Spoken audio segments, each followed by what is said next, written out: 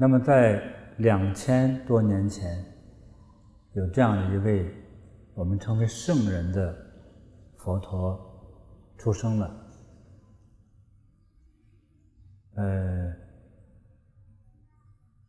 因为后来他通过修行、打坐，去体验人生，去体验和观察到了我们无论我们贫穷还是富有，无论是男或女，结果大家都会发生几种令人痛苦的事情，就是生、老、病、死，并且还有情绪的反应，就是喜怒哀乐。因此呢，释迦牟尼就有了愿望，说我要寻找一个怎样超越生老病死，就超越生死和疾病的方法。我要找出这样一个精神的出路来，他就去修行。他修行的最重要的方法就是坐禅。经过7、8年的时间的修行，有一天他就开悟了。开悟好像他的精神世界就是完全开放，或者对这个人间世界乃至对宇宙，他发生了一个叫根本的认识和看法。那么从此之后，他教了很多学生，很多人获得了很多的益处。就是我本人也是这样，也得到了他的慈悲和智慧。我说我得到智慧，我们中国人就会笑话你能说自己有智慧了？是啊，我和我小时候比，当然我是有智慧了。我和你不能比，我和每一个人比，我可能还是愚痴的，还是很笨的。但是和我的过去比，我觉得我进步了很多很多，超越我自己的想象。我所得到的修炼方法，让我自己获得健康，我还让很多人去体验过，也获得健康。我还让不同的身份人去试验过，文人、作家、领袖、工人、农民、学生都尝试过，对不同的人都有不同的帮助。是这样一位神圣的大圣人出生的这一天，一定是一个吉祥的一个时间。我们通过对于这样一位圣人的纪念，我们去礼拜他，或者歌颂他。我们希望获得像他一样的慈悲，像他一样的智慧，像他一样的美好。所以在这一天，我们会举办不同的活动。其中像我们去诵念，其实就是念他的名号。南无释迦牟尼佛，就是这种很简单的号，就是和他在沟通。或者是一种呼唤。我不是一个宗教的狂热分子，就莫名其妙的推广一种宗教。我想这也不是我的个性，但是我受益的这个方法，我想传递给你，让每个人变得更慈悲一点。这不是来自于宗教的，我把它称作为叫做唤醒法。呼唤，就像这个人在睡觉，睡得很死，上闹铃他也不响，我怎样用什么方法把他唤醒呢？好，我们每个人，我们的精神内在都有一个好的我，还有一个不好的我。那个好的我，什么叫好呢？宽容的、善良的、呵护的，是爱这个世界的，就称为好。那不好的，正是我刚才说的相反的，就是怨恨的，要去攻击的，要去索取的，还有破坏的等等，这些就是不好的。其实每个人内心世界住着这样一个两面性的人，我们用慈悲的心唤醒那个慈悲的我唤醒慈悲的我有什么好处呢？那你的行为就变得慈悲，内心呢就比较安静，甚至安详。安静、安详、慈悲的内心世界，我们身体之中会自动分泌很多我们今天认为是一种陌生的那种元素。用慈悲的心的人，他身体里散发出来的那种元素的东西就是美好的，对自己、对他人慈悲，对自己也是慈悲的。所以我们的身体中分泌出来的某种物质，就对我们的身体都是健康的、通畅的、智慧的、快乐的。所以用一种慈悲的爱心去面对世界的时候，觉得一切都是美好的，让我们的身体呢就会轻松、柔软、放松。你不管用任何一种方式去贪婪、去偷盗、去索取、去伤害，我们自己会放松吗？相反，正是紧张的。你的一生或者长期处于这种紧张的这种状态，时间一长就变成病态，疾病就会产生，还有我们精神世界的疾病也会产生，所以会变成心胸狭窄看事情的时候看得很短浅做生意的时候见利忘义看到利润赶快去抓你像我们加拿大有好几个大的公司，有些百货公司，大家去买东西，这里有一个过去现在好像改名字叫他们德贝，现在还有吗？还有还有什么Home Depot就有人说去这些店去买东西，买完之后你还可以退给他。所以我刚来到加拿大的时候，就有很多人开始给我传授这个秘籍。在加拿大的很多大商店，买了商品之后，有的是7天、3天，还有1个月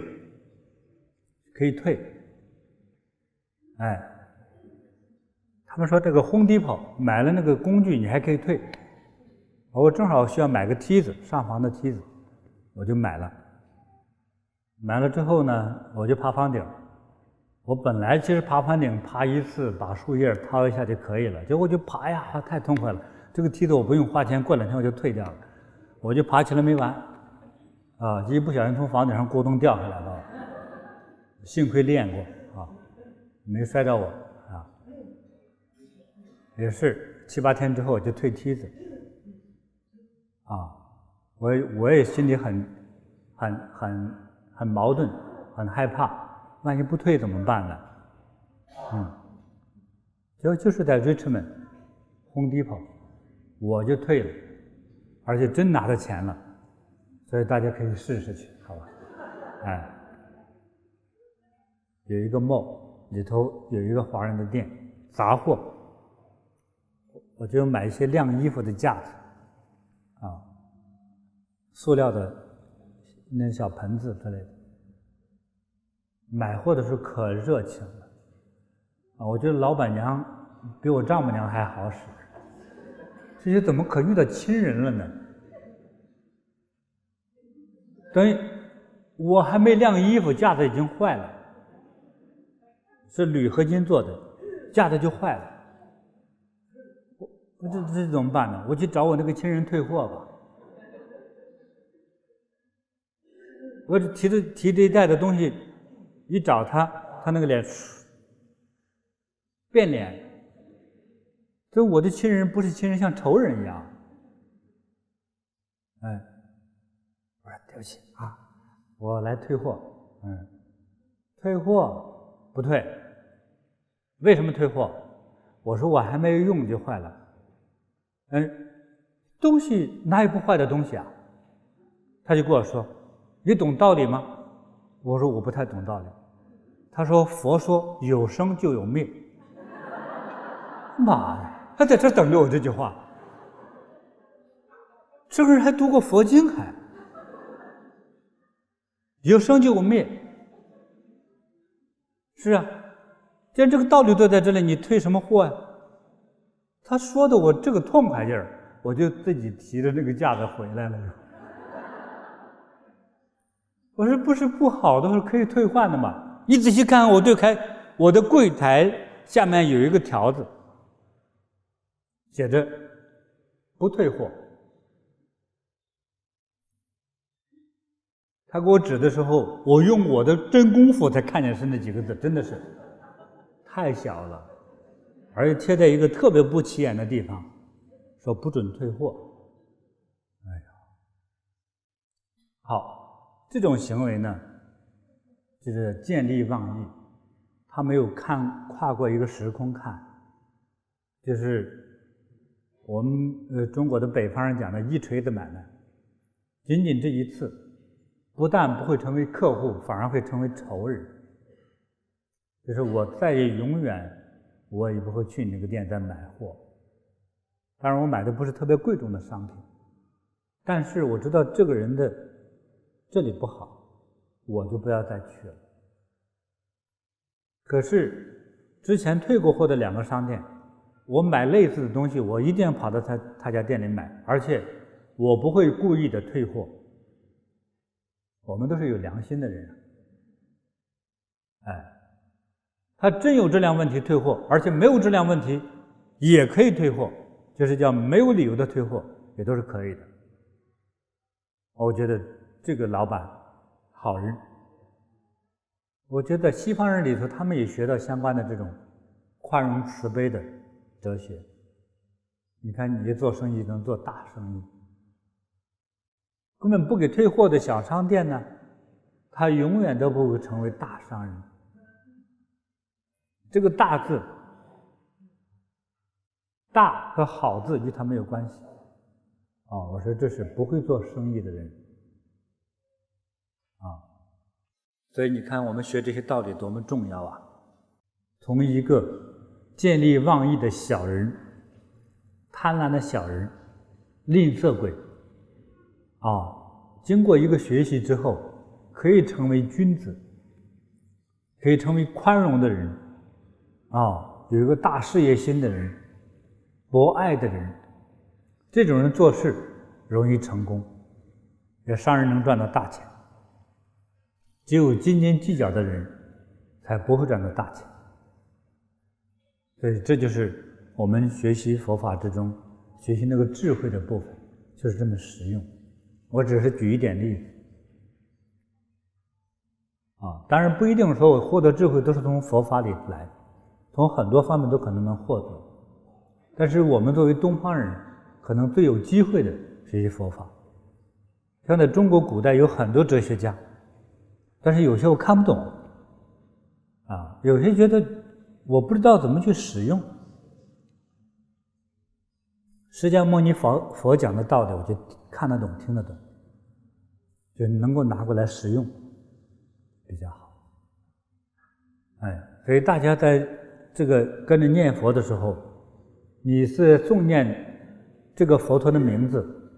可是也就把自己内在的正在睡觉的那个内在的那个慈悲的我把它唤醒。那从此之后你就变成一个慈悲的人。慈悲的人去做事，初步的时候是吃亏，第一步之后都是巨大的获得这个大家是慢慢去解读吧用恭敬的心虔诚的心去诵念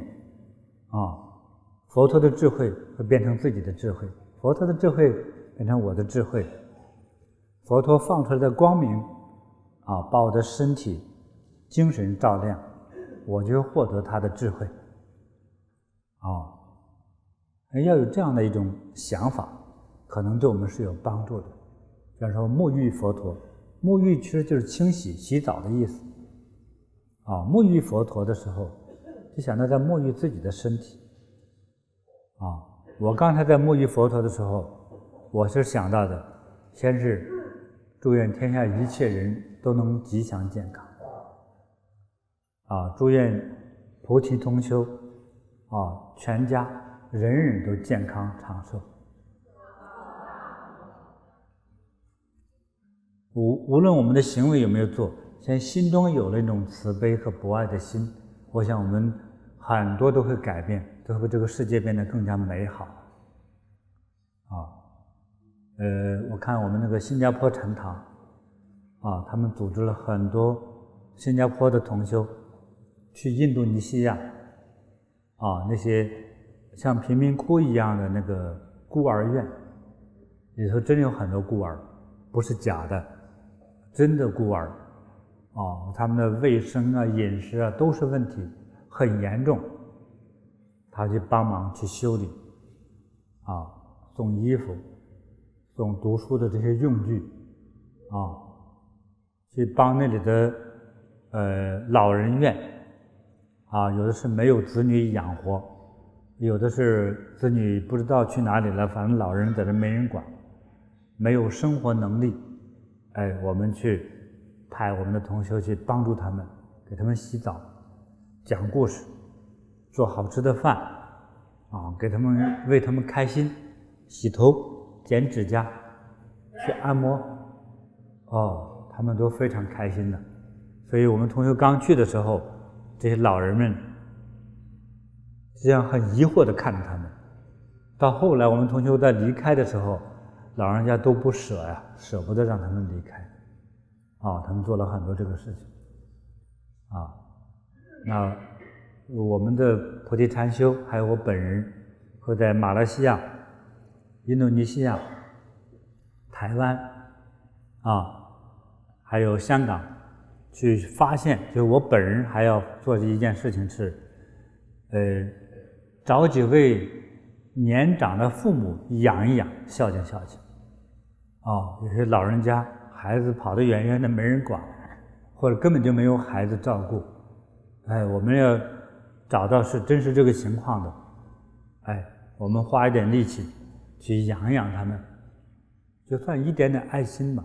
虽然确实不能拯救世界，这并不意味着你大慈大悲，世界因你而变化，我没有想过，只是想尽自己所能能帮的就尽量去帮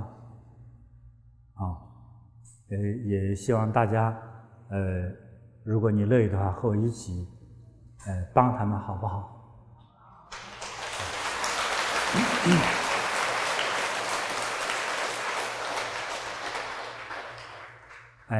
所以沐浴佛陀或者念佛的时候，我要进入那个内心那种清净、慈悲、安详的那种感觉，唤醒我内在那个慈悲的自我，像佛陀一样没有差别。要去这样想。这个佛教的这种修行是很奇怪的，就是借假修真。你现在这样想，其实是一件假事你就这么想，就这样念，时间长了之后，你才会发现，真的好像有智慧了，内心真的很平静了，皮肤变好了，还有全身的疼痛和疲劳没有了。有些老人家练了一段时间之后，老人斑都没有了，就恢复青春了。多数人都能减肥所以每个人去这么做的时候你就变成像不可思议的像佛一样的那样的生命女士呢修一修像菩萨一样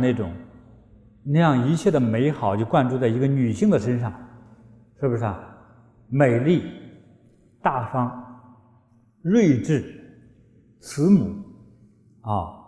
青春不老，反正一切美好都在他的身上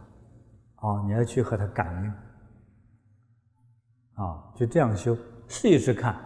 我刚开始修的时候也不相信，会觉得这样念一念就起作用吗？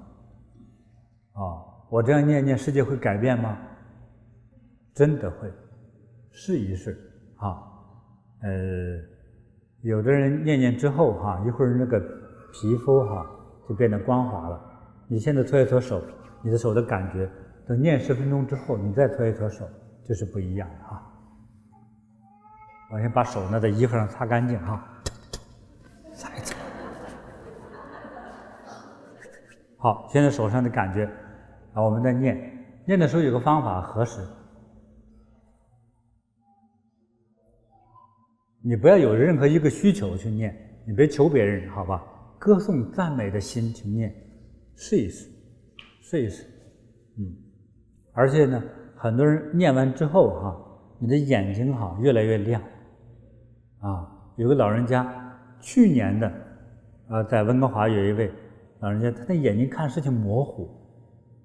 我就告诉他，你修的时候你就认真的修，别想你的眼睛原来医生说要做手术，我说你只有好好修就好了。那么3个月之后，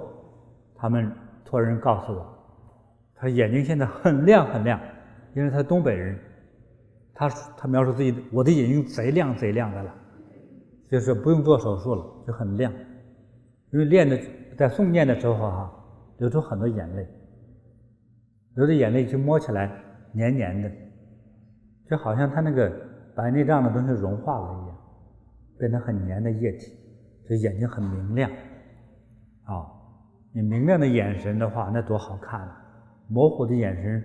和明亮的眼神比，你想想哪个更美一些所以来跟我们学习大家都会变美的。所以第一个美就是眼神美所以希望你有一双佛的眼，有一双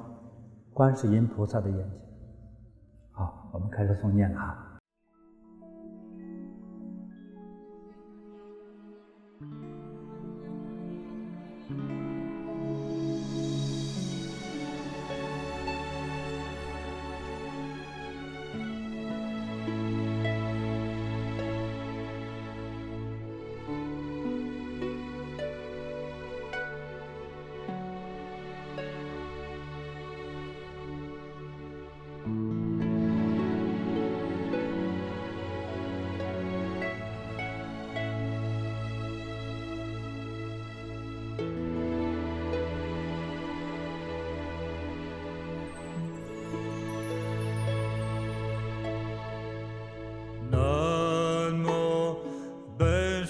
释迦牟尼佛，南无本师释迦牟尼佛，南无本师释迦牟尼佛，南无本师释迦牟尼佛，南无本师释迦牟尼佛，南无本师释迦牟尼佛，南无本师释迦牟尼佛，南无本师释迦牟尼佛，南无本师释迦牟尼佛，南无本师释迦牟尼佛，南无本师释迦牟尼佛，南无本师释迦牟尼佛，南无本师释迦牟尼佛，南无本师释迦牟尼佛，南无本师释迦牟尼佛，南无本师释迦牟尼佛，南无本师释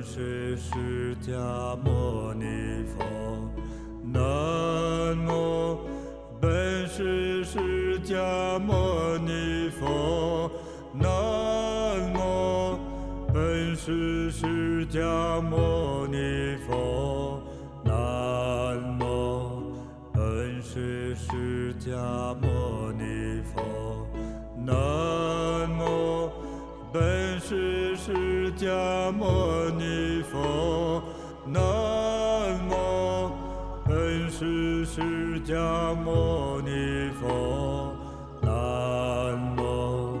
本师释迦牟尼佛，南无本师释迦牟尼佛，南无本师释迦牟尼佛，南无本师释迦牟尼佛，南无本师释迦牟尼佛，南无本师释迦牟尼佛，南无本师释迦牟尼佛，南无本师释迦牟尼佛，南无本师释迦牟尼佛，南无本师释迦牟尼佛。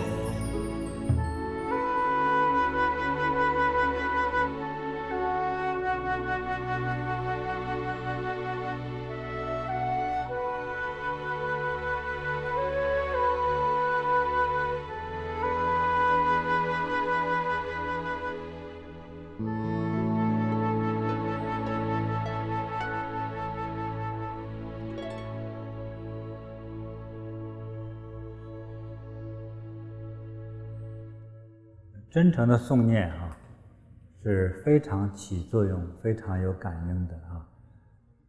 希望佛陀的，还有观世音菩萨的，那么他的眼睛变成你的眼睛啊，他的柔软慈悲变成是你的柔软慈悲啊，他那种圣洁的皮肤就是你的皮肤。对，他的慈悲智慧就是你的慈悲智慧。他那种人世间啊最尊贵的啊那个形象，就会变成是你的形象，就是你自己啊。你这样的心去诵念的时候，我相信很多人就是立刻就有感应，有些疾病、有些烦恼瞬间就没有了啊。就是我们在修行中有一个体验啊。比如说我有一件事情我很烦恼，比如说我希望买一个房子住，我没有房住，可是找呢又找不到合适的，钱也不太够啊。有时候这个问题会在修行之中，它自动就已经能够解决好啊，找到恰当的房子，而且可能这个钱的问题呢，对方自动降价啊，甚至是好朋友借钱给你用啊。有很多时候是这种烦恼问题看起来很具体，看起来不好跨越，但是当神帮你解决的时候，就会变得非常轻松而简单。对，我体会过无数次的这种感应啊，把这个经验分享给你，你试一试啊，看看修几天或者修这一天之后，有没有这样一个神奇的这种感应啊，来带给你。但是凡是你来这里的人，就是有缘分，有这种缘分的人，就极有可能这种神奇美好的事情就发生在你的身上。有的人这遇佛这一次可能如果你是个年轻人的话，可能你将来你会比你的过去的命运来说，你可能会非常幸福，非常富贵，或者是非常有官运，就是有权力的人，变得很有官运，或者是很长寿。还有的人呢，本来那个想生宝宝一直怀不了孕，也可能是沐浴这一次之后，就可能就能怀孕，都是有可能的，因为过去这种见证很多，那这些巧合发生在今天的之后，在很短的时间之内，我们只能说这个巧合它是有它的一个来源，可能就是今天的这个美好机缘，所以大家不要错过。至于说你去买菜你陪朋友说话聊天固然重要，但是远远不如让自己的人生更幸福重要，远远不如让你的孩子更幸福更吉祥重要，这一切都远远不如你健康长寿更重要。好，谢谢大家。